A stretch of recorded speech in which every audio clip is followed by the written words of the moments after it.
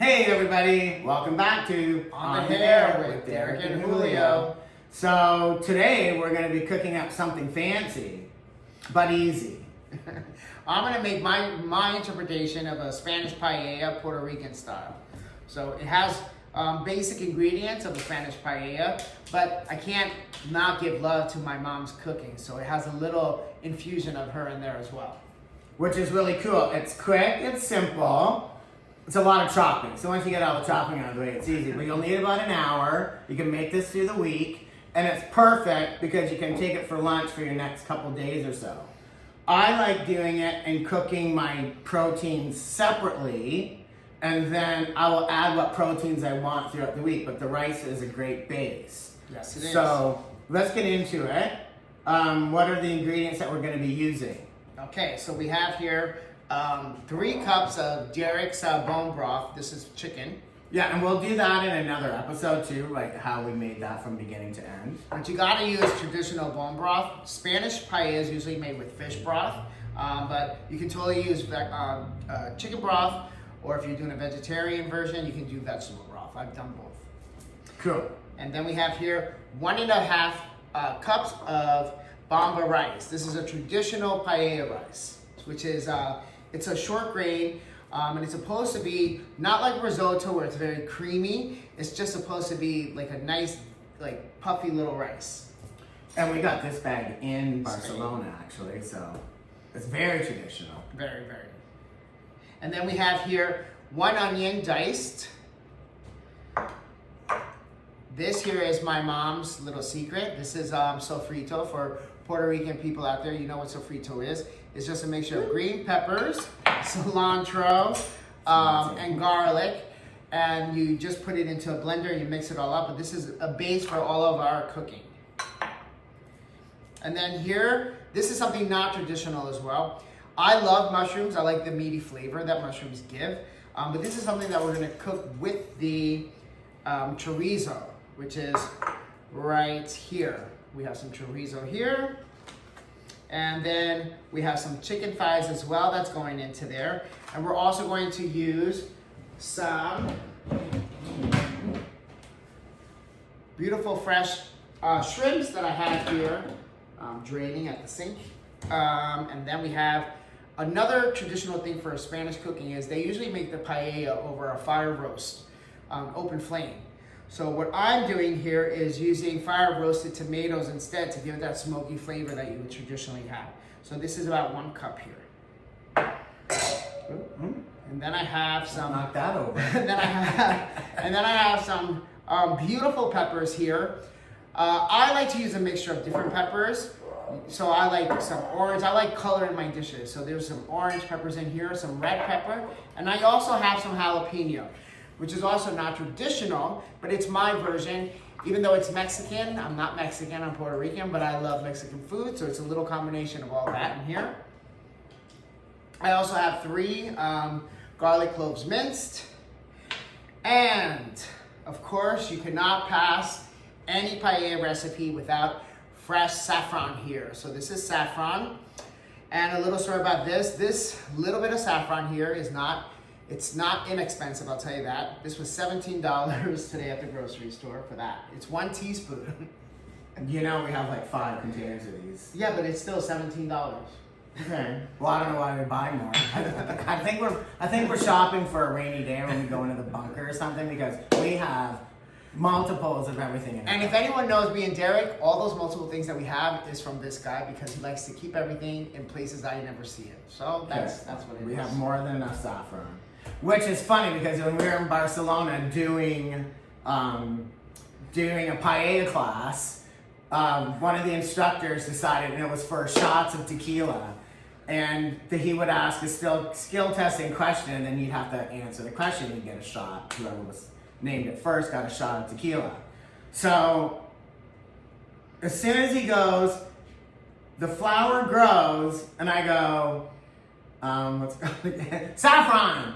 I go crocus, and the guy goes, I never even got the question out, and I'm like, I didn't want to lose a chance on that tequila shot. That and the fact that I must have a closet full of it because I didn't know. Yeah, it comes from a flower, and I was like, crocus. So anyhow, it was pretty funny. We got the shots. And then he's like, how do you know that? I go, well, because I come from a horticultural background. My grandmother was the president of the Horticultural Society in Fergus. And my mother was a horticultural winner for her gardens in Fergus. So I just knew the answers to some of the questions. But we don't have a garden, and we can't keep a plant alive. Well, because we don't have any time. So this is why we do these easy recipes that can save us some time. So we'll be back in a sec. Wait, let me finish. We also have some cilantro and some parsley. Traditionally, you would use some parsley you can use at the end to garnish, but I am making this a little bit more Puerto Rican style. So I like to mix both. So we're gonna do cilantro and parsley. For those of you who don't like this cilantro taste, because you might have that soapy taste, some people are prone to not liking cilantro. I really feel bad for you guys because it is actually very flavorful and really perks up food. And then we have some fresh lemons that we're gonna use at the end as well. And what are you enjoying to drink, Julio? I almost forgot. So I am drinking the Squealing Pig. It's from New Zealand. It's a rosé, and it's actually really crisp, fruity, but it's not too sweet. It is a dry rosé. And what are they planning on doing this year? This is theirs, and it's Pride. They're part of Pride, so This is their bottle that I'm sharing Just here with called you. Pride in New Zealand or Pride in It doesn't say. It just says Pride. All right. Okay. Well, that's cool. And I'm enjoying, and it's got James suckling points, 90 of them, and this is the Bellini. So it's a 2023 Pinot Grigio. So that's what we're enjoying today while we're cooking this paella. Okay. So we'll see you in a bit. We'll get started. Okay, so here I have, what I'm using as a paella pan is like my Crusade. But paella pans basically just have to be shallow enough so it's not submerged with too much liquid. So they have to be nice sauteed pans that are pretty large. So this has 1 tablespoon of olive oil right now. And what's great about a dish like paella is you start off in one pot and you do everything in layers. So we're gonna start off with some chorizo that we're gonna put in here. And I'm just going to go in and cook this up in the oil. And this is going to get nice and cooked in here. And then once I'm done, I'm going to slice it and then bring it back to the dish later. So I'm just gonna do this on through different layers, bring you back so you can see how I'm doing it. So I'm gonna bring you back when this is all browned up. Okay, so my chorizo is done now. It's nice and browned. And now that it's cooked like this, it's gonna be easier to slice to bring back into the paella later, because this is all about building flavor. So the next thing I'm gonna do now is go in and put in our 1 onion. You can use a yellow onion, a Spanish onion, for 1 nice onion.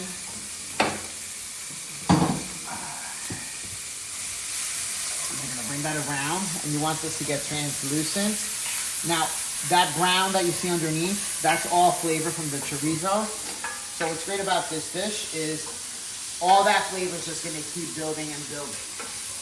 So once this gets translucent enough, takes about a minute or so, then I'll add the garlic. I add the garlic right after this so it doesn't burn. And then that's when I add the garlic and my mom's special sofrito. So we're gonna let this cook in a little bit.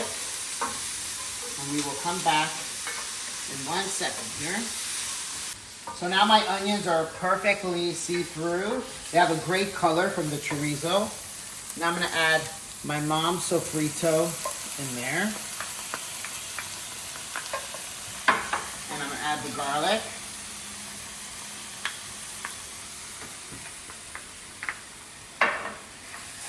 Mix this around.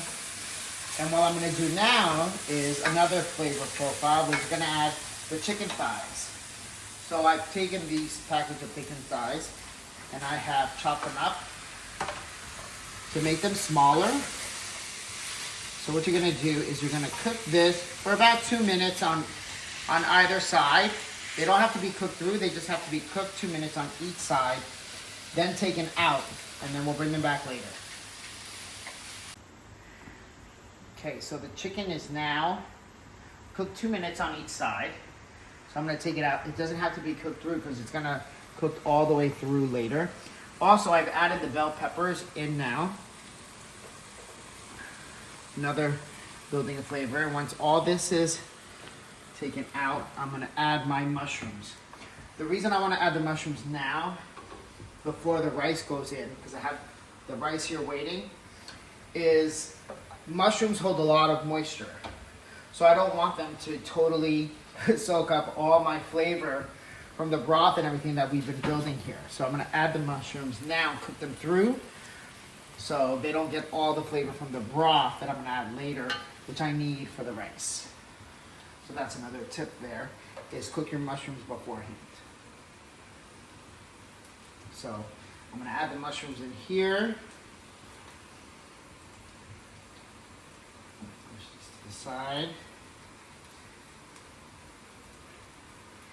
And now here we go. We'll add the mushrooms in here. Another reason why I love cooking this dish is I love the aromas. Like, if you can smell this kitchen right now, it's amazing. So we're gonna let this cook through. Then I'm gonna add the rice and let the brown also as well, browned, and then I'll bring you back. Okay, so I'm ready to add the rice now. I made a little well in the middle there. So it's gonna brown up a little bit.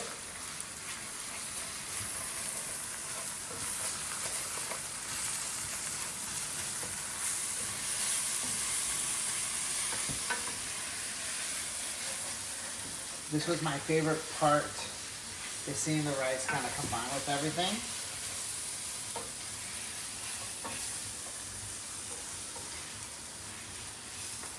Now I'm gonna add my beautiful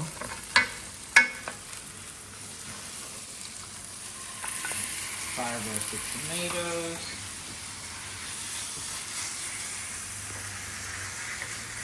I'm gonna cook this like this for about 2 minutes.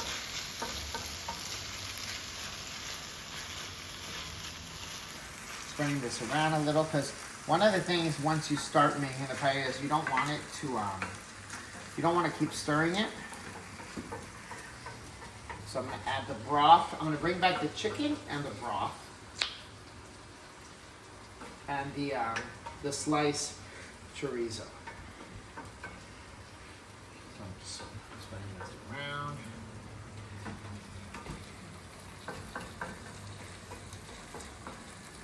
This makes a beautiful, like, sticky part at the bottom from the oil too, which is called, like, it's called sakarat, which is just rice that sticks to the bottom of the pan. You don't want to burn it, so that's why I'm cooking this only over medium heat, really.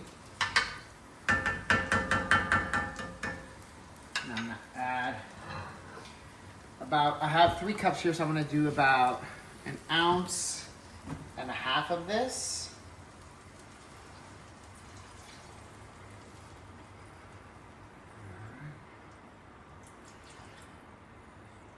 I'm gonna add the rest in a bit. How much was that? About 1.5 ounces. A cup and a half? A cup and a half. Oh yeah.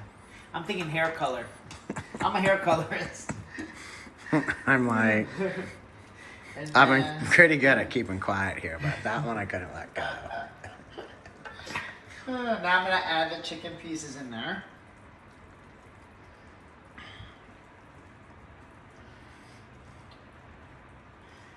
And then you can't forget,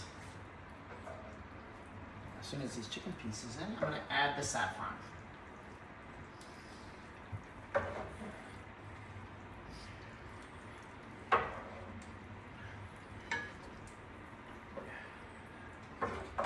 Keep a little of those pieces of chicken there for later with the chorizo here.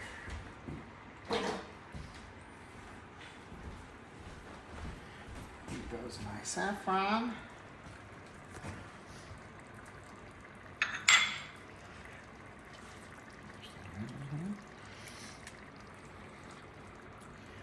And take some of the sausage.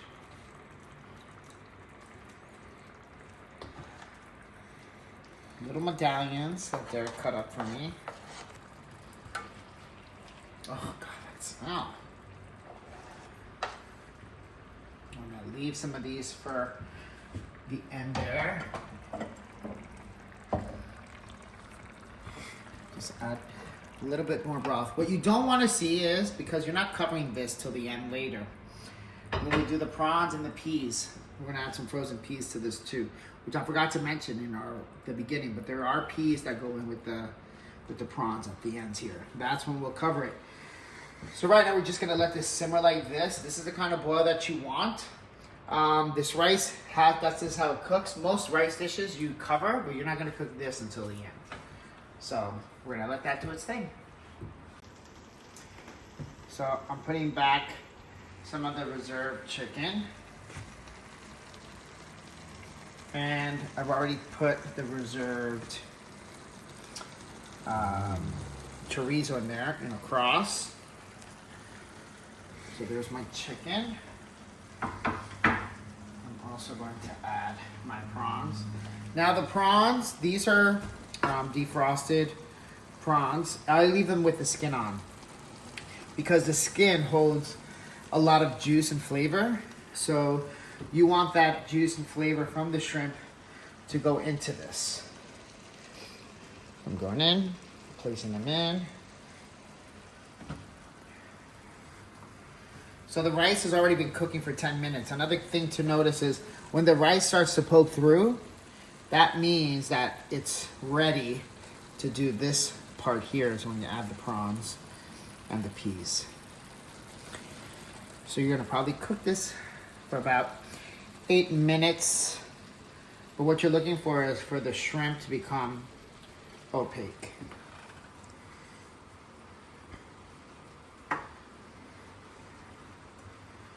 Just continue adding those two. I had a lot of shrimps in there.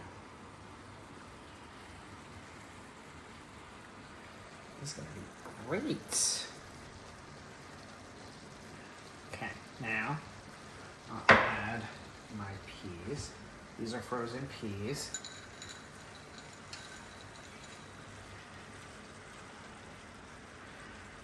We're gonna let this cook for about 8 more minutes.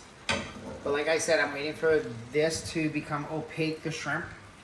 This is also a good time to add the remainder of my broth.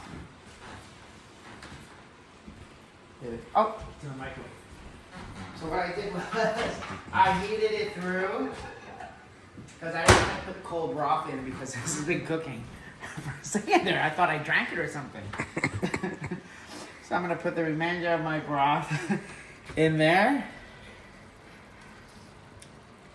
and let that cook through. So about 8 more minutes.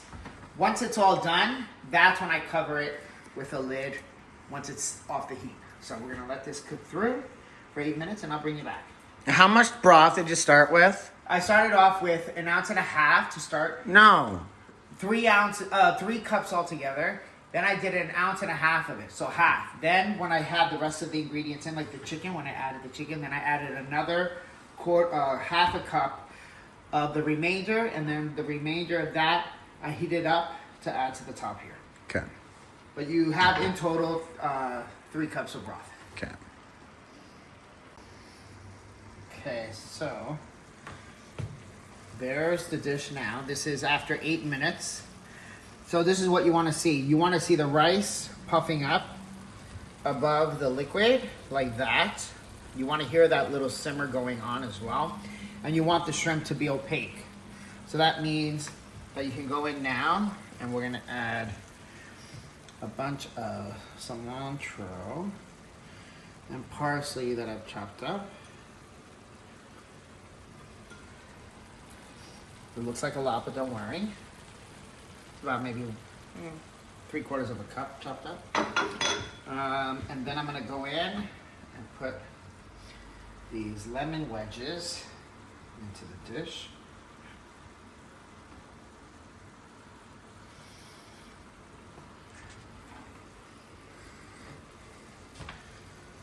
That looks pretty good. And now I am going to cover this. And what you want the rice to do is absorb the rest of the liquid. But I'm going to take this off the heat, okay? Ooh, that is hot. Hold on. You know what? I love this beautiful stove that we have. Derek and I came up with this idea to start cooking at the salon to do our show. This is something that we had planned years ago. So we wanted an old Elmira cooking stove. So this is this beauty. It's gas, but it does make my pots really hot, which is why I like cooking on it. So I'm gonna let this continue to cook with the lid on, but without the heat for about 10 to 15 minutes, but I'm gonna check it in 10. Okay, so we're back. So let's see what it looks like. Okay, here we go. Are you ready? Yeah, I'm ready. Ta-da. Oh, look at all that beautiful steam. Here's that. How hot is that? It's You pretty lift it? well. You know, Lift we it can up lift some it. nice. That's pretty cool. Bring it up a little more. It's hot, but it's okay. I have Puerto Rican hands. I can handle anything. Isn't that beautiful?